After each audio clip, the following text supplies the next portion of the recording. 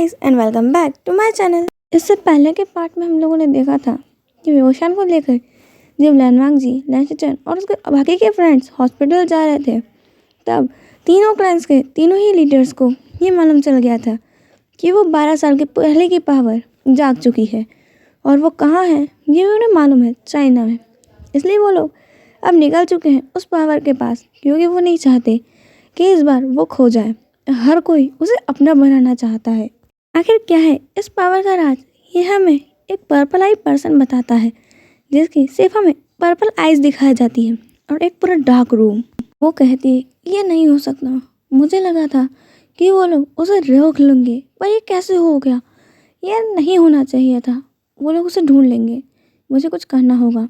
वहाँ पे अब वो ग्रैंडमा को कॉल लगाती है और कहती है कि मैंने तुम्हें कहा था कि उसकी पावर्स कभी जागनी नहीं चाहिए। मैं सही टाइम का इंतज़ार कर रही थी और तुम क्या उसे दवाई देना बोल रही हो? ये क्या हो गया? वो कैसे जाग रहा है? अगर उसे किसी ने ढूंढ लिया तो मैं तुम्हें छोड़ूंगी नहीं। हाँ, ग्रैंडमदर कहती हैं कि माफ़ कीजिएगा मास्टर, मैं नहीं चाहती थी कि ऐसा कुछ हो। मैं अभी जाती हूँ उसे ढूंढने के लिए। वहाँ पर उनकी मास्टर कहती हैं कि तुम कुछ भी करो, अगर उसे कुछ हुआ तो तुम ये याद रखना कि तुम भी नहीं रहोगी।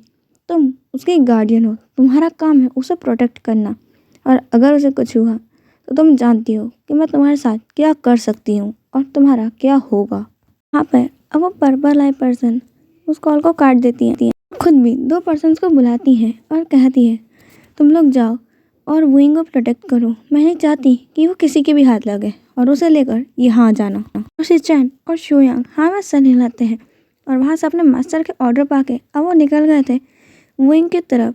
हमें वुइंग हॉस्पिटल में था और डॉक्टर्स उसे देख रहे थे। उन्हें समझ में ही नहीं आ रहा था कि इसे हुआ क्या है।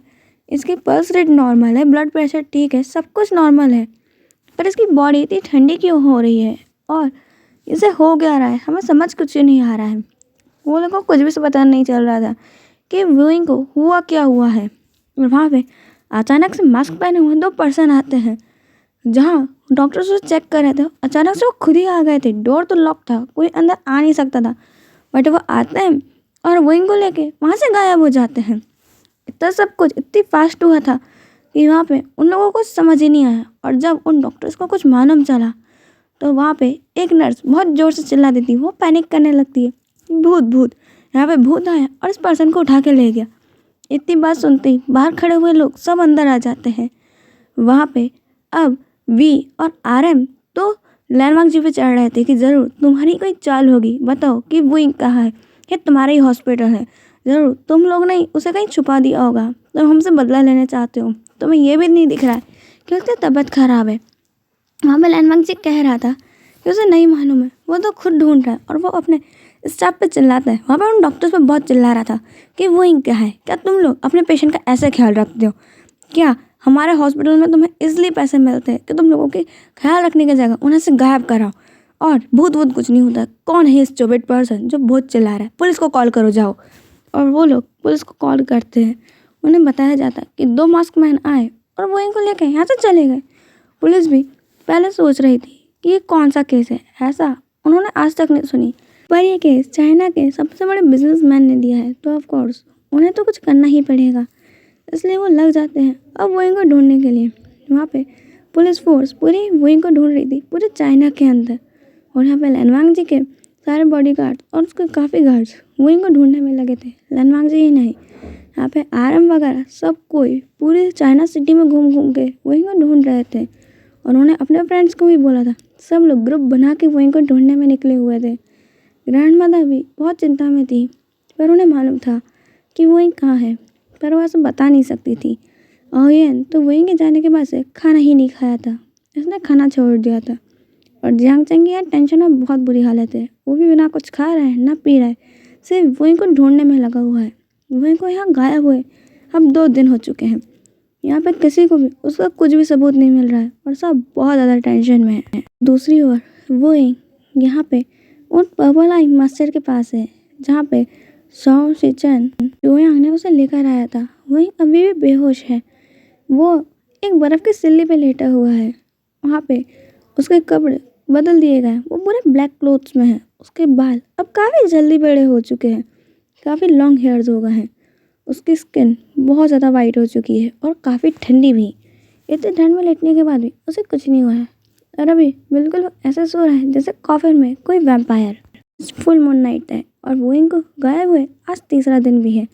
उस केव में जहाँ वोइंग था वहाँ पे पूरे फुल मून की पूरी रोशनी आती है। वहाँ पे शाओलान और शाओ शिचैन भी वहाँ पे खड़े हुए थे। वो दोनों वेयरवुल्व्स थे और वोइंग को प्रोटेक्ट कर रहे थे। वो अपने वेयरवुल्फ फॉर्म में आ चुके थे और वहाँ पे वोइंग के आसपास ही चक्कर लगा रहे थे। और वोइंग के ऊपर जब पूरा फुल मून लाइट पड़ती है तो वोइंग की बॉडी ग्लो होने लगती है। उसके कपड़े जो अभी पूरे ब्लैक थे अब वो पूरे चेंज होने लगते हैं वाइट, बिल्कुल किसी जेट की तरह या फिर पर्ल की तरह, इतने वाइट कि कोई सोच नहीं सकता। एक वाइट स्टार सब वोइंग ही लग रहा था। पहले वोइंग की ब्यूटी और वो उसकी ड्रेस पूरी वाइट हो जाती है। उसके बालों में एक क्राउन आ जाता है और वोइंग बहुत ब्यूटीफुल से एक एंजल लग रहा था। वहाँ पे वोइंग की बॉडी अब हवा में फ्लोट करने लगती है। अब वो हवा में जाती है बिल्कुल मून के बीचों बीच, जहाँ पे मून से कुछ पावर्स आती है। वहाँ पे वो पर्पल आई मास्टर कुछ पावर्स देती है, वेयरवुल्व्स कुछ पावर्स देते हैं और ये सारी पावर्स मिल के वोइंग के पास उसकी अब एक चेंजिंग फ्लूइड और एक सुबियान नाम की स्वॉर्ड आ जाती है। वोइंग अब बिल्कुल तैयार हो गया था। उसकी आंखें बंद थी। अब वोइंग धीरे धीरे नीचे उतरता है और अब उसकी आंखें खुलती है। उसकी आंखें भी पर्पल हो चुकी थी जो बहुत ज़्यादा ब्यूटीफुल लग रही थी। उसकी आंखें पर्पल होने के साथ साथ उसमें ऐसा लग रहा था कि सारी यूनिवर्स आ गई हो। बहुत खूबसूरत और बहुत मनमोहक। उसकी आंखों से नज़र हटाना तो सबसे मुश्किल काम है। वोइंग वैम्पायर तीत फील करता है क्योंकि उसे अपने तीत फील होते हैं जो काफ़ी बड़े हो गए हैं और वो वैम्पायर की तरह है। अब उसे अपने पास्ट की मेमोरीज याद आ गई थी कि कैसे उसका एक्सीडेंट हुआ था। उसके बाद उसकी मेमोरी चली गई थी और वो कब से यहाँ रह रहा है। वोइंग को ये सब मालूम चल गया था पर वोइंग को ये अजीब लगता है कि वो यहाँ कैसे और वो एक वैम्पायर कैसे। उसके पेरेंट्स तो ह्यूमन थे ना। वोइंग ऐसे ही कई सालों में खोया हुआ था कि तभी वो अपने सामने दो वेयरवुल्व्स को देखता है। उनको देख के उसे मालूम चल जाता है कि वही लोग उसे यहाँ लाए हैं। तो उनसे पूछता है कि आप लोग कौन हैं और मुझे यहाँ क्यों लाए हैं और वो कौन है, तुम कौन हो जो वॉल के पीछे है। यहाँ पे वो ब्लैक कोट में वो पर्सन आगे आता है जिसने बहुत बड़ा कोट पहना हुआ था। अपने सर से कोट हटाता है, वही एक पर्पल आई पर्सन था। वो कहता है मुझे लगा ही था तुम्हारी पावर्स अब इतनी बढ़ चुकी है कि तुम किसी भी सेंस कर सकते हो। वही कहता है तुम जो भी हो तुम्हारी एनर्जी इतनी फैमिलियर और इतनी अच्छी क्यों लग रही है जैसे तुम कोई अपने हो। क्या मैं तुम्हें जानता हूँ, कौन हो तुम। यहाँ पे वो पर्सन कहता है कि पहले मैं तुम्हें तुम्हारी कहानी बता देता हूँ कि तुम कौन हो। कि तुम नहीं जानना चाहोगे कि तुम वैम्पायर कैसे बने जबकि तुम ह्यूमंस के बच्चे हो। वही कहता है कि हाँ, मुझे सभी सवालों का जवाब चाहिए। वहाँ पे अब वो पर्सन बताना चालू करती है कि तुम्हारे पापा एक वैम्पायर किंग थे और वो बहुत प्योर ब्लडेड वैम्पायर हैं। पर हाँ, उन्हें यहाँ पे रहने वाली एक गर्ल से प्यार हुआ। तुम्हारी मदर थी, वो बहुत काइंड हार्टेड थी और बहुत अच्छी थी। शायद तुम्हारी मदर ये जानती नहीं थी बट वो जिस क्लैन से बिलोंग करती थी वहाँ पे ये माना जाता था कि उनके क्लैन की जो मुखिया की बेटी होती है वो हमेशा वैम्पायर से शादी करती है। बट वहाँ के क्लैन लीडर ये नहीं चाहते थे कि उनकी बेटी की शादी किसी वैम्पायर से हो। तो वो अपना क्लैन छोड़ के यहाँ शहर में आ गए थे और इस बारे में उन्होंने अपनी बेटी को नहीं बताया था। बड़े सदियों पुरानी रीत थी जो चली ही आ रही थी। इसके साथ साथ वहाँ पे एक ह्यूमन वैम्पायर के चाइल्ड को गेन कर सके और उसको अपने बॉडी में रख सके क्योंकि एक वैम्पायर के बच्चे को रखना तो बहुत खतरनाक होता है। इसलिए उनके क्लैन के हर पर्सन के पास एक मैजिकल पावर हुआ करती थी। वही तुम्हारी मदर के पास भी थी बट कभी उन्हें मालूम ही नहीं चला, जिसके कारण तुम्हारे फादर जब तुम्हारी मदर से मिले उन्हें प्यार हो गया और वो जान गए कि ये उन्हीं की मेट है। इसलिए उन्होंने शादी कर ली। उसके बाद तुम पैदा हुए। तुम्हारी मदर भी बहुत अच्छी थी और काइंड होने के साथ साथ उनके पास जो पावर्स थी आज तक किसी के पास नहीं हुई। उनका और तुम्हारे फादर के मिक्सचर के बाद तुम बने जो इस दुनिया में सबसे ज़्यादा पावरफुल हो। और तुम्हारा ब्लड एक ऐसी चीज़ है जो डार्क मैजिक के अंदर लोगों को बहुत ज़्यादा ज़रूरत है।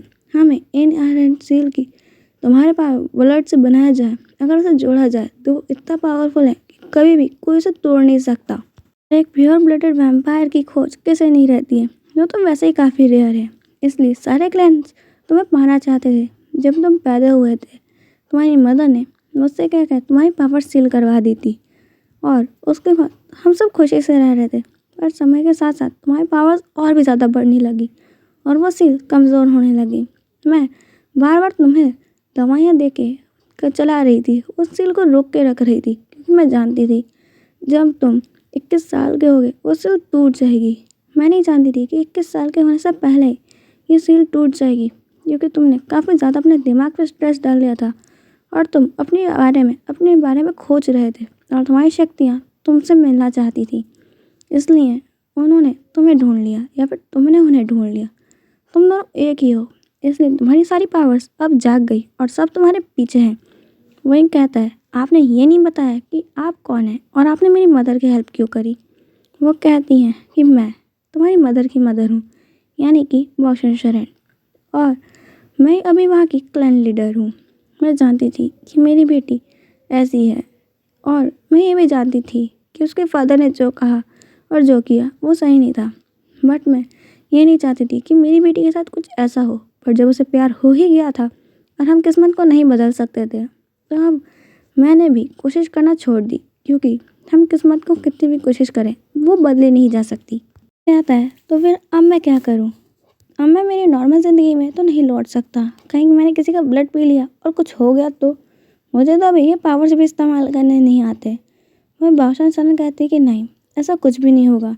तुम अपने साथ शाओशी चैन और शोयांग को लेकर जाओ, ये तुम्हारा ख्याल भी रखेंगे और तुम्हें सबसे प्रोटेक्ट करेंगे।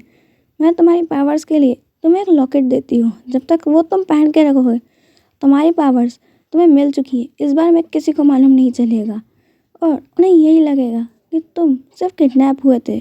बस इतना ध्यान रखना कि तुम अपनी पावर्स का इस्तेमाल किसी के सामने ना करो।